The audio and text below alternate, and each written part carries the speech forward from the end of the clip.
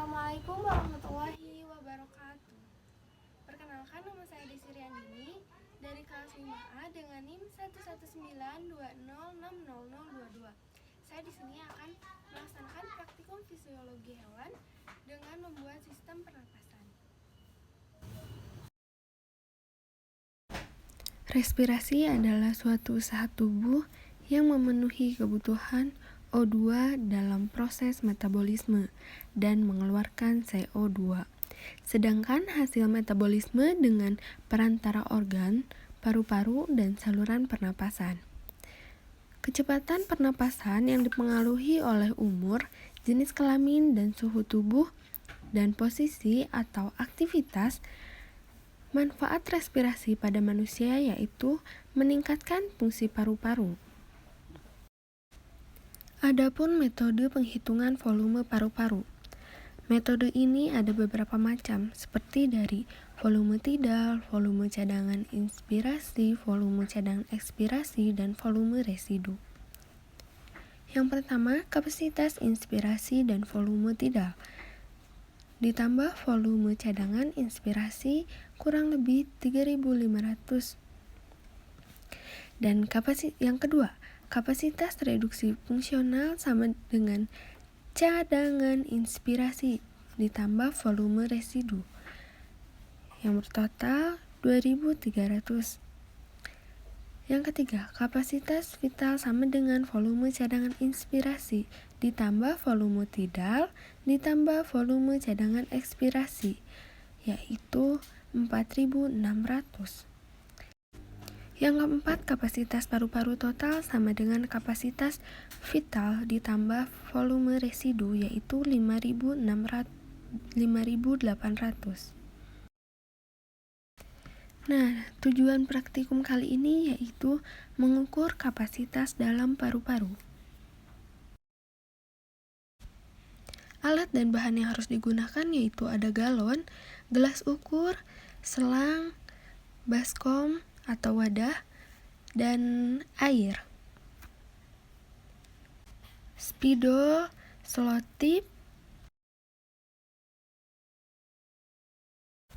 Pertama-tama yaitu isi air pada wadah, lalu gunakan skala pada galon dan gelas ukur. Kemudian masukkan air sedikit demi sedikit pada galon yang telah disediakan. Lalu siapkan selang dan masukkan selang itu kepada galon. Nah, untuk kegiatan kedua yaitu lari-lari kecil selama 2 menit. Setelah percobaan kedua yaitu lari-lari kecil selama 2 menit, lalu ngambil napas secara normal dan hembuskan pada galon.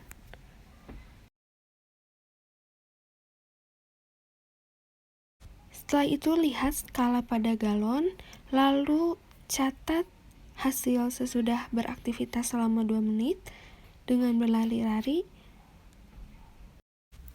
Hasil pengamatan ini dengan nama Desi Riandini, berat badan 57 kg, tinggi badan 157 cm, sebelumnya 2.500 mili, dan sesudah beraktivitas berlari yaitu 1.700 mili.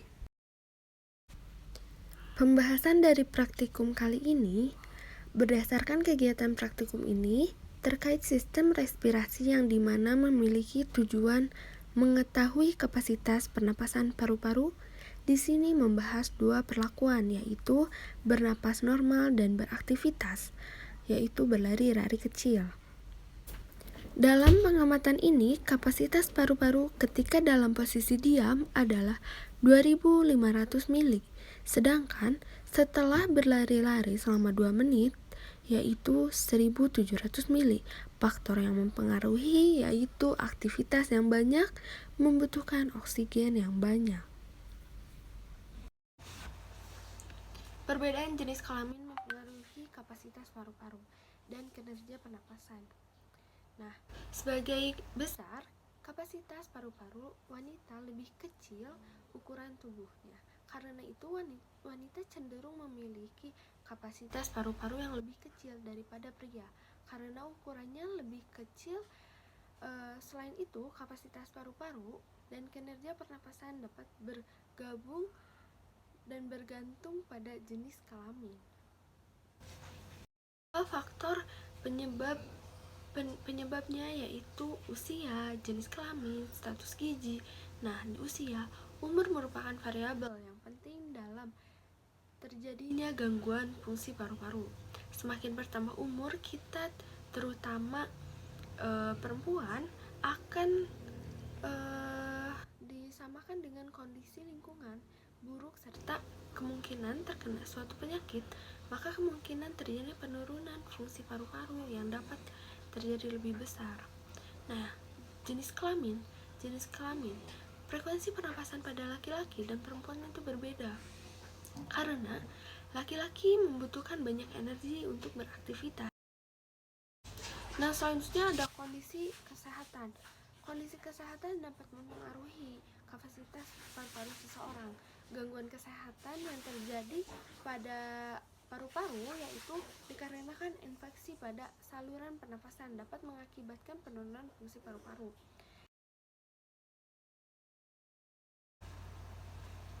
Volume residu adalah jumlah udara yang masih tertinggal di dalam paru-paru. Setelah ekspirasi maksimal, volume residu ini mengakibatkan paru-paru akan mengapung bila dimasukkan ke dalam air. Udara sisa ini berperan sebagai udara cadangan serta mencegah terjadinya perubahan kondisi udara alveoli secara ekstrim.